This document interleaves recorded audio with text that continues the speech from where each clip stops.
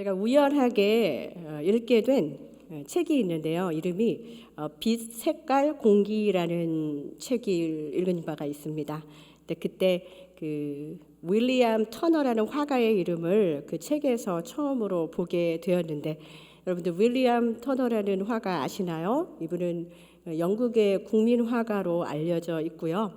1995년도에 그 BBC 라디오가 그 내셔널 갤러리에 공동으로 조사한 영국이 소장하고 있는 가장 위대한 그림을 뽑는 설문조사에서 영국인들은 압도적으로 이 터너의 작품, 이 전함, 이 테메레르의 마지막 항해라는 이 작품을 1위로 꼽았다고 합니다. 이분이 얼마나 영향력 있는 아티스트냐면요, 그 2020년에는 그 영국 지폐 중에 20파운드짜리 있죠. 거기에 이제 이전의 모델이 여러분들 우리 사회 시간에 배웠던 그 아담 스미스, 그분은 꼭 손이 없을 것 같죠? 경제학자 이 아담 스미스에서 이 윌리엄 터너로 바뀔 만큼 영국인들에게 존경과 사랑을 받은 예술가라고 그렇게 할 수 있겠습니다. 제가 그 자료 화면을 갖고 왔는데요, 한번 보여주시겠어요? 네. 20파운드짜리를 보여주셔야 되는데, 이게 영국 화폐거든요. 근데 이분이 바로 그 윌리엄 터너라는 분이에요. 이 빛, 색깔, 공기라는 이 책은요, 그 암투병으로 죽음을 앞둔 그 신학자요, 이 목회자였던 이 아버지와 아들의 이 병상 대화를 책으로 엮은 그런 책입니다. 근데 갑자기 그 책을 읽다가 이 터너의 그림에 대해서 이 부자가 함께 나눈 대화가 참 인상적이었어요. 두 분 다 목회를 하시면서 신학을 하신 분이어서 그런지 몰라도 이 병상 대화도 굉장히 신학적이면서도 또 신비로웠습니다. 그 죽음을 앞둔 아버지 김치영 목사님은 지금 영남신학대에서 교수로 재직하시는 그 김동건 목사님에게 이런 말을 해요. 터너는 공기를 그릴 수 있는 사람이야, 이런 말을 하죠. 공기를 그릴 수 있는 사람, 여러분들 보셨습니까? 네, 그 말을 이해하지 못한 아들에게 아버지가 더 깨달으라고 그런 말을 계속 이어나가면서 이 윌리엄 터너는 이 공기의 빛깔을 그린 사람이다라는 말을 해요. 너의 눈에는 이 하늘과 땅만 보이고 그 사이에 아무것도 보이지 않지? 사람들은 공기에서 아무것도 보지 못하고 아무것도 볼 수 없었으니까 아무것도 느끼지 못하는 거야. 그러나 터너는 특별했어라는 말을 하죠. 저는 그 책이 뭐 미술책도 아니고요. 그 책을 보면서 터너라는 사람의 그림이 궁금했습니다. 그런데 그가 처음부터 그런 그림을 그린 거는 아니었다고 해요.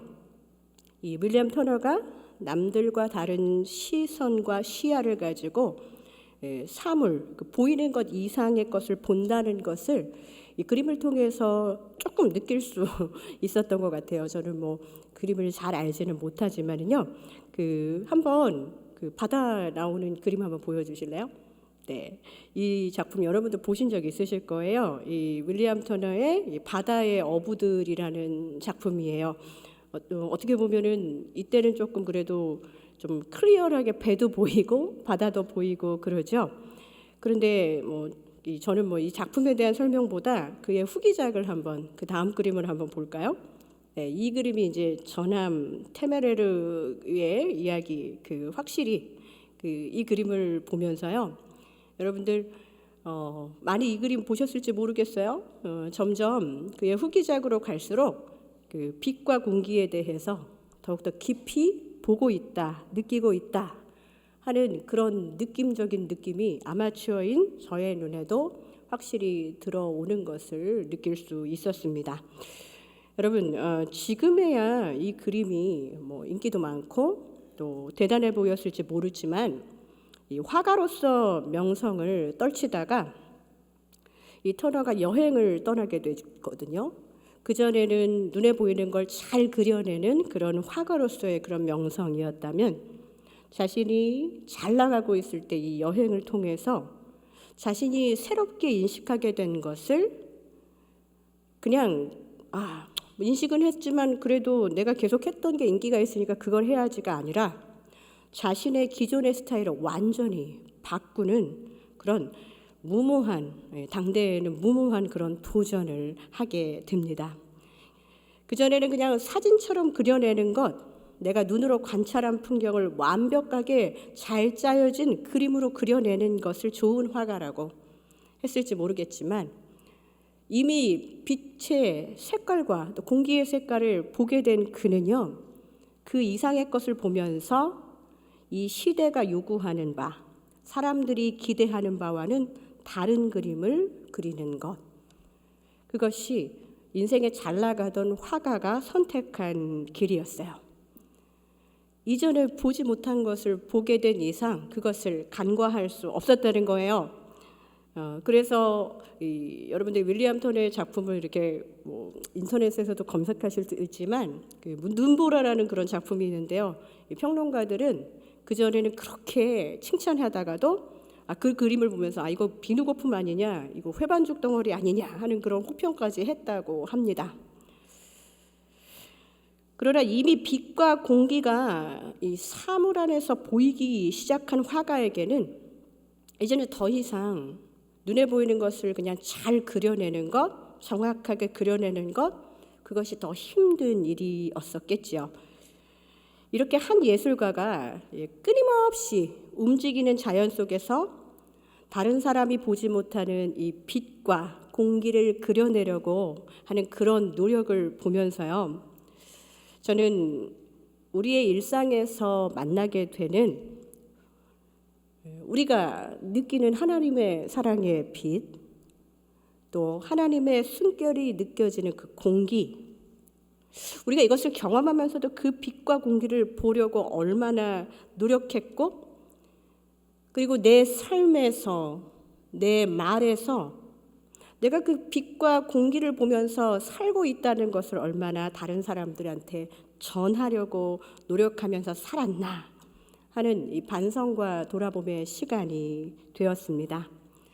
이 평론가의 혹평을 받으면서도 이 거부할 수 없는 빛과 공기를 화폭에 담아서 표현해야 했던 한 예술가처럼 이 주변인들의 따가운 시선과 이야기들을 두려워하지 않고 내가 보고 경험한 이 어둠 속에서의 건짐을 당해서 들어간 그 빛의 삶에 대해서 우리는 반드시 표현해야 되고, 이 땅에 그리스도인으로 살아가면서 혹시라도 혹평을 받을지라도 내가 본 것을 전해야 하는 소명이 있다는 거예요.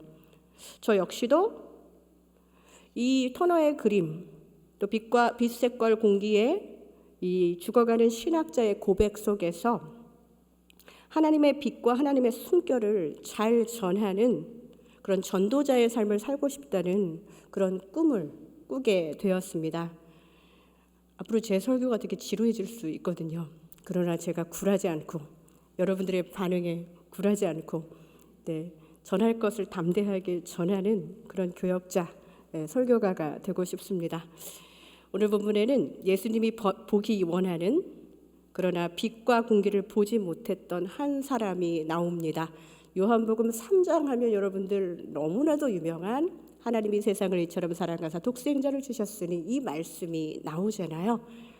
그런데 여기에서 세상이라고 하는 것의 대표적인 인물, 정말 누가 봐도 빠지지 않는 그런 그림의 인물, 이 니고데모라는 사람, 그냥 우리가 생각하는 괜찮은 세상의 사람, 그 한 인물 니고데모가 나오고 있죠.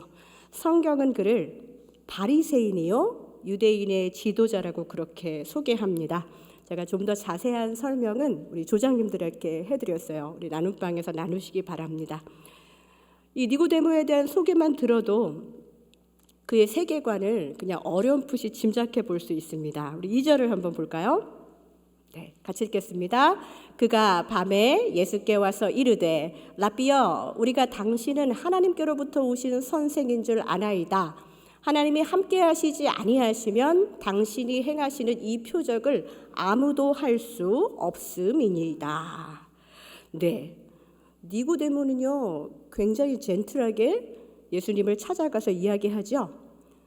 그런데 결국은 여러분들 2절에서 가장 크게 보이는 단어가 어떤 단어인가요? 표적이라는 단어 기억나시나요? 네, 2절에 있습니다. 요한복음 전체를 아우르는 주제가 뭐예요? 표적으로 믿는 신앙이 아닌 말씀으로 믿는 믿음을 예수님이 강조하고 계시는 부분. 말씀이신 예수님을 우리가 말씀으로 믿어야지 보이는 현상으로 믿지 말아라 하는 것이 진짜 큰 주제거든요. 그런데 니고데모는 예수님을 행하셨던 이 표적을 보았고 또 들었어요. 그리고 이 표적을 통해서 하나님 나라를 파악하려고 그렇게 시도를 합니다. 자신이 그냥 물리적인 눈에 의지하여서 그의 정말 보이는 그런 눈을 의지해서 이 하나님 나라, 커다란 하나님 나라를 보려고 하는 그런 그냥 평범한 세상 사람이라는 거예요. 그러나 이 세상이라는 그 단어 자체가 주는 한계가 있습니다. 우리는 정형화된 사고의 틀에서 예수님을 자꾸 보려고 하니까 이해도 안 되는 거고, 믿는다고 하지만 내가 제대로 믿고 있는지, 그래서 전하려고 하지만 내가 뭘 알고 있지? 라고 생각이 드는 거예요. 오늘 보면 요한복음 3장, 모든 성경을 좀 앞뒤로 읽어봐야 되는데요. 3장 전에 2장에서는 예수님이 성전을 정화하는 그런 사건이 나오죠. 예수님이 어떻게 성전을 정화하셨나요? 막 열심히 막 걸레질을 하시면서 닦으시면서 성전을 깨끗하게 하신 게 아니었어요. 네, 저기 뒤에 있는 우리 자녀들이 그게 아니었다고 고개를 흔들 만큼 내 설교가 잘 들리나 봐? 응? 그래요. 그런 낭만적이고 깨끗해지는 그런 게 아니라요. 어떻게 해요?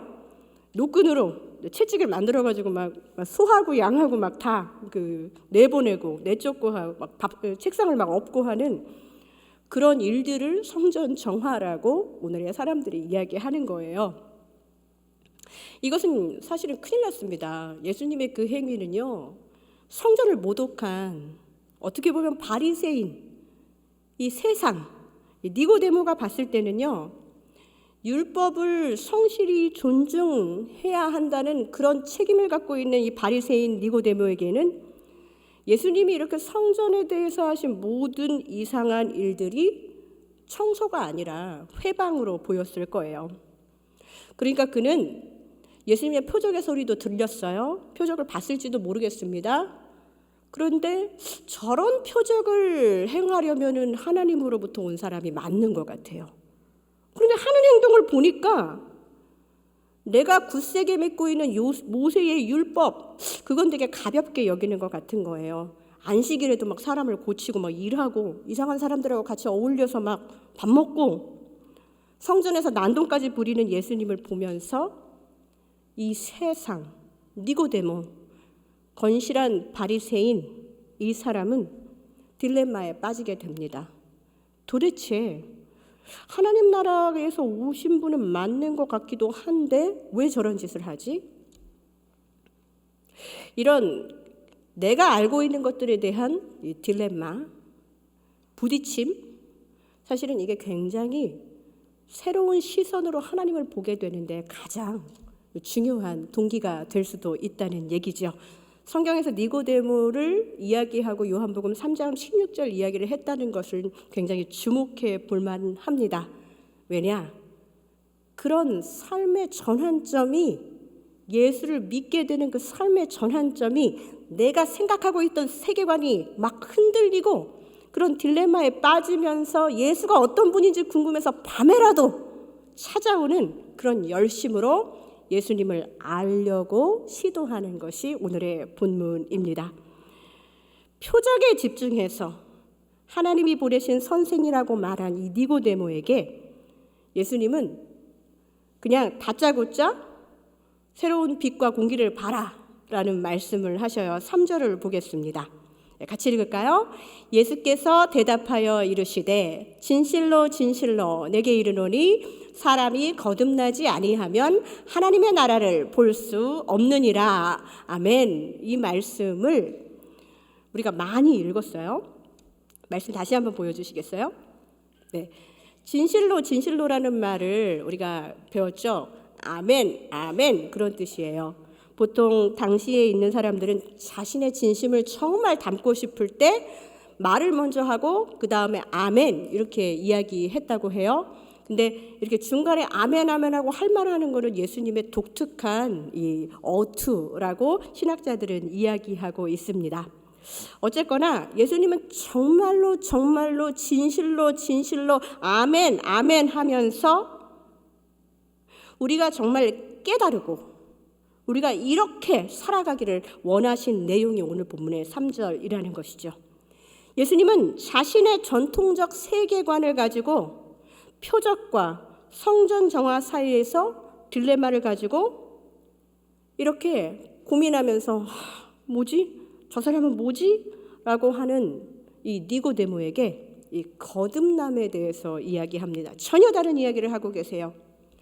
너의 세계관 속에 가려진 눈으로 하나님 나라를 바라보는 그런 어리석은 그런 짓을 하지 말라고 지적하시는 거예요. 그런 고민은 할 필요가 없어 라고 말씀하시는 것입니다. 내가 평생 쌓아온 지식과 배경을 통해서 바라본 하나님 나라, 정말 그렇게 하면 하나님 나라에 들어갈 수 있다고 생각했던 그 방법, 거기에 대해서 네가 틀릴 수 있어. 너가 틀렸어.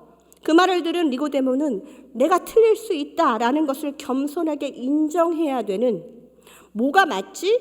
두 가지 딜레마를 가지고 우열을 가리는 게 아니라 내 인생에 부딪힌 그 세계관이 흔들리고 내가 생각했던 이 사고구조 자체가 틀렸구나 라는 것을 예수님은 이해하고 받아들이고 영접하라고 니고데모에게 오늘과 같은 이야기를 하고 계신 거예요. 예수를 이해하려고 노력하는 이 이야기는 그냥 갑자기 감정적인 게 아니라 예수님은 분명히 먼저 말씀으로 말씀하시죠. 무슨 말이에요? 지적으로 우리는 먼저 수용해야 돼요. 예수 그리스도의 말씀을 우리는 머리로 이해하려고 노력해야 됩니다. 내가 가지고 있는 그 모든 상식 세계가 부딪힌다고 하더라도 이것이 참이고 내가 이것을 믿는다고 한다면 내 안에 그 지적인 수용이 먼저 되면서 이제 이것이 머리로만 아는 신앙이 되는 것이 아니라 다시 태어나야 된다. 거듭나야 된다라고 말하잖아요.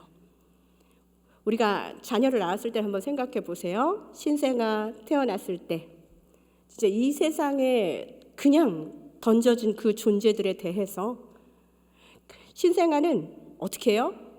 살아보려고 어머니를 막 붙잡고 젖을 빨고 배고프면 울고 찾고 하는 그 신생아와 같은 이제 세상에 던져진 이 신생아와 같이 새로운 삶의 방식으로 삶을 전환하고 받아들이고 예수 그리스도를 만난 그 때가 내가 정말 신생아가 되는 것처럼 다시 태어난 것처럼 그렇게 예수의 삶을 예수의 뜻을 하나님의 말씀을 영접하라는 것입니다. 여러분 이 부분에 대해서 여러분들이 예수 처음 믿기 시작했을 때 이 부분이 정말 잘 되셨다면 참 신앙생활을 재미있게 하실 수 있는 거예요.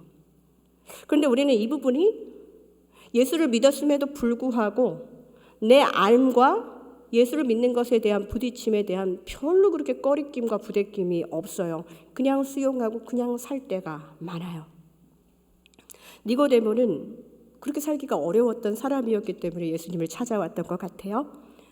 예수님의 성전 정화가 이 바리새인의 눈에는 성전을 회방하는 일이라고 판단되어질 수 있지만 예수님은 그때 무슨 말씀하셨는지 아세요? 내 아버지의 집을 장사하는 집으로 만들지 말라라고 말씀하셨어요. 지금 채찍으로 막 염소 막 양, 소 막 때리면서 막 나가라고 하는 그 행동보다 조용히 살 거 사고 팔고 하는 그 행동 자체가 내 아버지의 집을 장사하는 집으로 만드는 하나님 나라에 위배되는 일이라는 거예요. 그냥 늘 해왔던 관행이었고 이거대로 하면 별 문제가 없는 것 같지만 예수님이 그것은 아니라고 우리에게 말씀해 주시는 것입니다.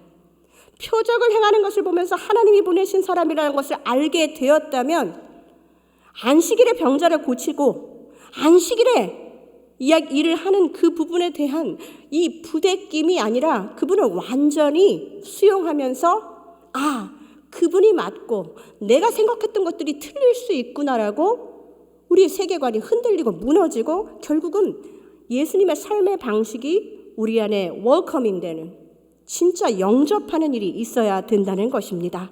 사랑하는 성도 여러분, 오늘 이 본문은요 굉장히 어려운 본문이에요. 나중에 기회가 되면은 요한복음 3장을 한번 쭉 여러분들과 나눌 수 있는 시간이 됐으면 좋겠습니다. 그런데 예수님의 말씀을 제대로 이해하지 못한 니고데모에게 예수님은 또 아멘 아멘으로 정말 이해하기 원하는 마음으로 말씀하십니다. 오늘 보면 5절입니다. 같이 읽겠습니다. 예수께서 대답하시되 진실로 진실로 내게 이르노니 사람이 물과 성령으로 나지 아니하면 하나님의 나라에 들어갈 수 없느니라. 아멘. 아까는 거듭나지 않으면 뭘 못한다고요? 하나님 나라를 볼 수 없다고 그랬어요. 근데 이번에는 물과 성령으로 나지 않으면 하나님 나라에 들어갈 수 없다라고 생각했어요. 바리새인들, 성전 불패 신앙, 내가 율법을 잘 지키고 또 모세의 핏줄을, 혈통을, 아브라함의 혈통을 갖고 있고 아무리 가만히 있어도 하나님 나라를 소유할 수밖에 없는 하나님 나라 백성이라고 생각했던 그에게 이것은 굉장히 충격적인 이야기입니다. 이것은 여러분들이 사람이 물과 성령으로 나지 아니하면이라는 그 자체가 우리가 일반적으로 하는 말이 아니에요. 웬만한 사람들은 이해할 수 없습니다. 윌리엄 터너가 빛과 공기의 색깔을 봤던 것처럼 우리가 하나님 나라를 정말로 보지 않으면, 하나님 나라를 정말 소망하지 않으면, 예수 그리스도의 사랑을 느끼지 않으면 이 물과 성령 이거 뭐야? 하나님 나라 들어가는 거 뭐야? 이 말씀 자체가 우리한테 수용되거나 영접되지 않아요. 그런데 계속 니고데모는 땅의 시선을 가지고 하나님 나라를 보려 하고 알려고 합니다. 예수님은 그거 자체가 틀렸다고 말합니다. 네 시선, 네 삶의 자세, 네가 나한테 물어보는 그 자체가, 그 시작부터가 틀렸다고 이야기하는 거예요. 그렇기 때문에 신생아적으로 수용하라는 것입니다. 다시 태어난 아가처럼 예수님을 만나고 믿고 영접하라고 이야기하고 있어요. 바로 하나님으로부터 나는 거, 위로부터 나는 거, 거듭나는 거, 물과 성령으로 태어나는 것을 의미합니다. 근데 사실은 아까 니고데모가 어떤 사람이라고 그랬어요? 바리새인이고 유대인의 뭐였다고요? 지도자였어요. 유대인의 지도자라면 이 말이 놀라우면 안 돼요. 이 말은 갑작스럽게 예수님이 하신 말씀이 아닙니다. 이미 구약 성경에서부터 하나님의 언약을 다시 갱신하시고 새롭게 세우시고 새 이스라엘이 회복될 거야 라고 미래를 예언하셨을 때 이 말씀은 이미 선포되었던 예언자의 이야기예요. 자, 에스겔서 36장 25절에서 26절을 보겠습니다. 너무 아름다운 말씀인데요. 여러분들 이 말씀을 같이 한번 읽겠습니다. 시작.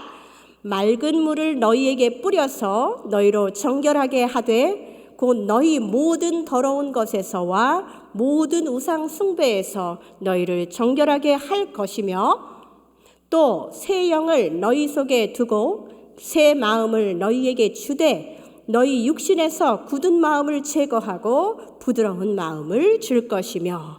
바로 예수님은요 그냥 말씀하신 게 아니라 유대인의 지도자라면 이 정도의 이야기는 알고 있어야 될 것이라고 하면서 예언의 말씀 안에서 이 말씀을 하신 거예요. 물과 성령으로 거듭난다는 거, 맑은 물로 뿌려서 나를 정결하게 해야 된다는 거죠. 모든 내가 하나님보다 사랑했었던 모든 우상의 것을 제해버려야 된다라는 것을 말하는 것입니다. 예수를 믿는다는 거, 예수를 영접했다는 것은 내가 하나님보다 사랑했었던 우상의 것들을 완전히 제하는 그런 물로서의 거듭남이 있어야 한다는 것이지요.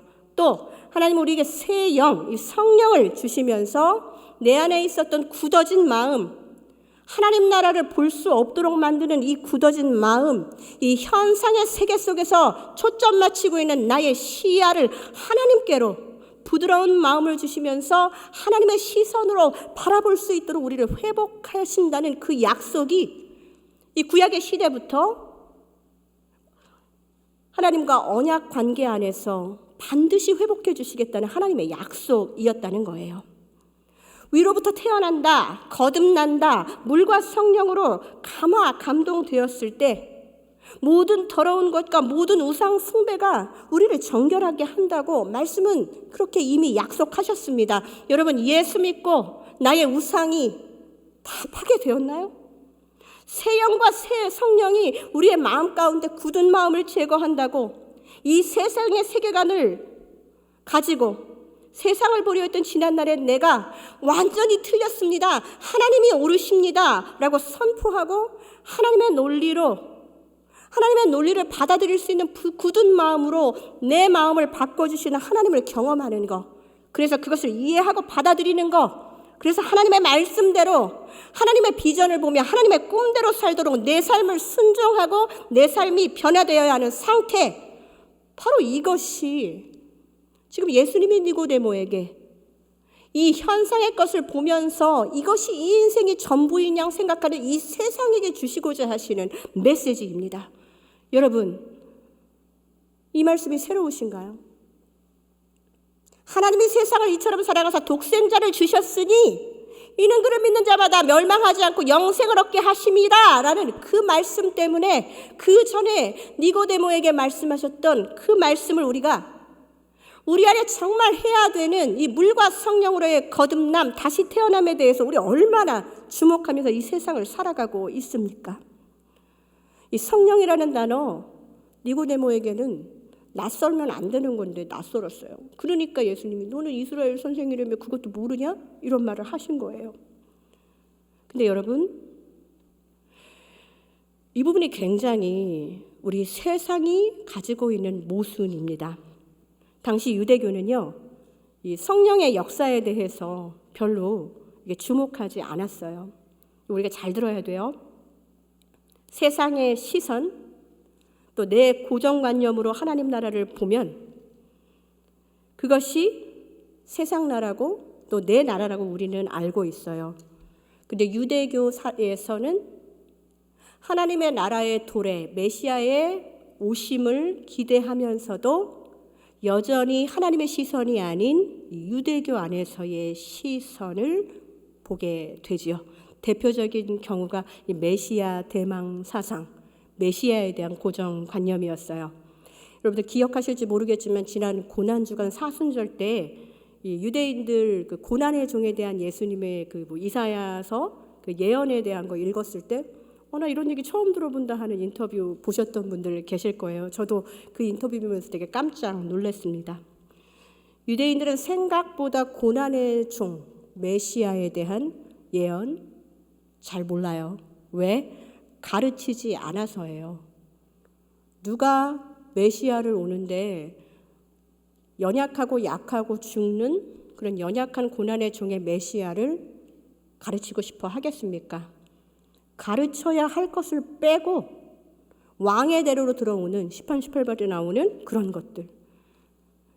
예수 그리스도가 결국은 그렇게 승리하시는데 마치 알렉산더 대왕처럼 날마다 승리해서 왕의 대로로 들어오는 그런 예수 그리스도, 이 메시아, 예수 그리스도가 아니죠. 메시아에 대한 예언만 그들은 붙잡고 있었던 거예요. 정치적인 승리의 메시아를 붙잡고 있었던 것이지요.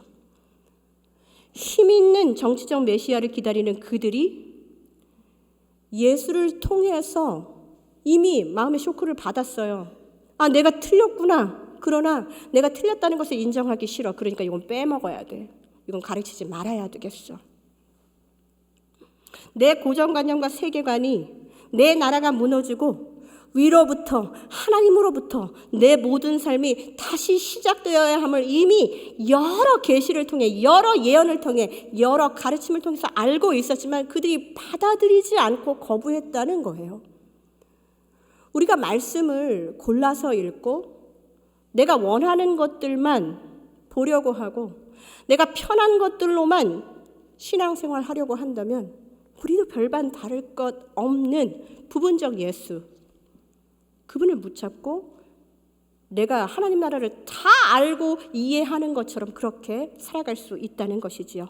성도 여러분, 율법을 잘 지키고 성전 제사를 아주 아름답게 무리 없이 잘 드리고 함께 있는 종교 공동체 안에서 지도자로 인정도 받고 그렇게 안정된 삶을 잘 살고 있는 이 건실한 바리새인 니고데모에게 필요한 것은 하나님이 보내셔서 이 표적을 행하는 이 예수 그리스도, 그분을 보면서 그의 삶이 흔들려야 한다는 거예요. 세상은 내가 믿고 있었던 그 세계관이 예수 그리스도를 보면서 저게 뭐지? 하는 딜레마 속에서 예수님을 붙잡는 삶으로 살아가라. 하나님은 그것을 위해서 예수 그리스도를 보내셨고 우리에게 구원의 문을 활짝 열어주신 것입니다. 내가 틀렸구나. 내가 붙잡아야 할 것은 이거 예수 그리스도였는데 나는 예수 그리스도의 반대편이라는 걸 붙잡고 살았구나. 나는 변해야 된다. 나는 틀렸으니까 내가 옳은 길로 시선을 바꿔야 된다. 말은 쉽지만 이게 얼마나 어려운 일입니까? 그런데 이 일을 성령님이, 하나님께서 우리에게 그 성령을 보내주시면 그 부드러운 마음을 통해서 예수 그리스도를 기꺼이 영접할 수 있다는 거예요. 내 삶에 수용할 수 있다는 것입니다. 내가 붙잡고 있었던 모든 것들이 부끄럽지만 내가 틀렸음을 인정하고 예수를 내 인생의 주인으로 모시고 살아야 할 인생의 소명을 느끼게 된다는 것이죠.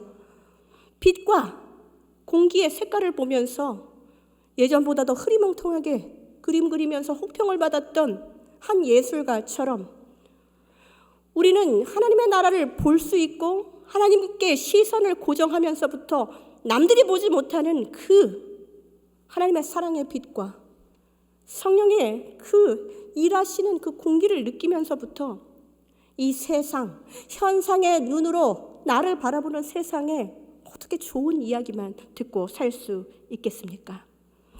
사랑하는 성도 여러분, 오늘 이야기 속에서 여러분들, 내가 틀릴 수 있다라는 것 말씀 안에서 믿음으로 선포할 수 있었으면 좋겠습니다. 나는 이미 다 알고 있다. 이런 삶의 태도는 눈에 보이는 현상, 내 생각 속에서는 최선, 그거를 봤다고 하지만 그 이상의 하나님 나라를 볼 수 없어요.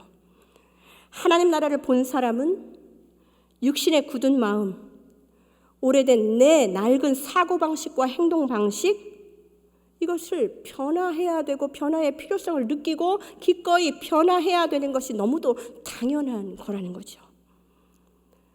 표적을 구하면서 현상에 만족을 얻는 신앙생활 하다 보면 그냥 우리는 이 세상에 하나님을 보지 못하는 사람과 별반 다를 것 없이 그냥 사는 거예요. 우리의 관심이 하나님 나라를 향해 있어야 합니다.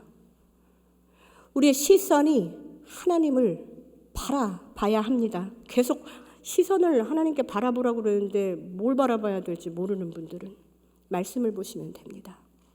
그리고 말씀 안에서 나에게 하시는 말씀을 영접하고 수용하시면 됩니다. 이렇게 쉽게 얘기하지만 사실은 어렵습니다.